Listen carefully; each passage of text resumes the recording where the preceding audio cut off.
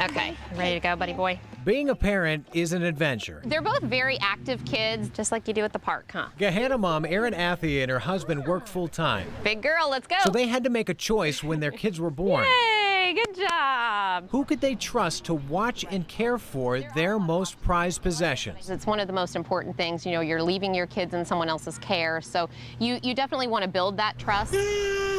There are, the members of our society who have the smallest voice, and we need to do our due diligence to look out for them. Terry Afaduba works for Action for Children, an organization that works closely with child care and early learning issues in Ohio.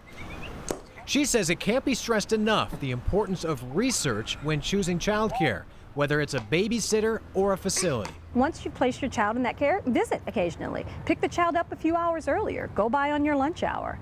Do things that are not, according to a quote-unquote normal schedule, a fixed schedule. Because a seemingly normal situation can explode quickly. She realized that her child was different in some way. The child was acting out before she left. She knew something was wrong, that mother's instinct. Last May, we showed you how a suspicious Westerville mom put up a nanny cam in her home. What she discovered was appalling. Detectives say the babysitter she had hired was abusing her little boy. And she'd been doing it for 3 weeks before being caught. Any complaint we receive is investigated, no matter how frivolous it might appear. Ben Johnson with the Ohio Department of Family Services says there are thousands of daycares under its supervision. We inspect them twice a year. They're unannounced inspections. We post all of the information on our website to try and help parents make an informed decision about where they want to send their child. Now, we can't go over the entire Ohio law when it comes to child care, but what we can do is draw you a few examples.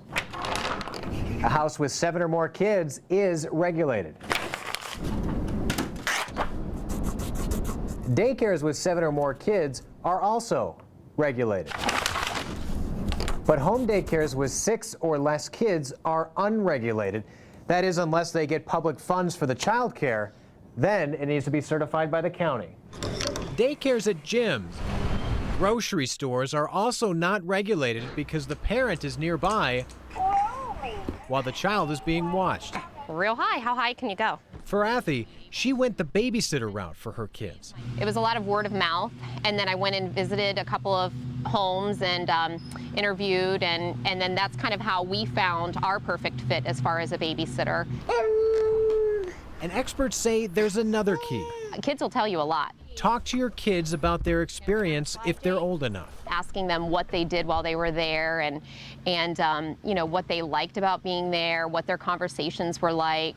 Experts also say look for learning environments, not just childcare. So you want, art activities, reading activities, things that engage your child to be creative and to learn, to set them up for success later in life.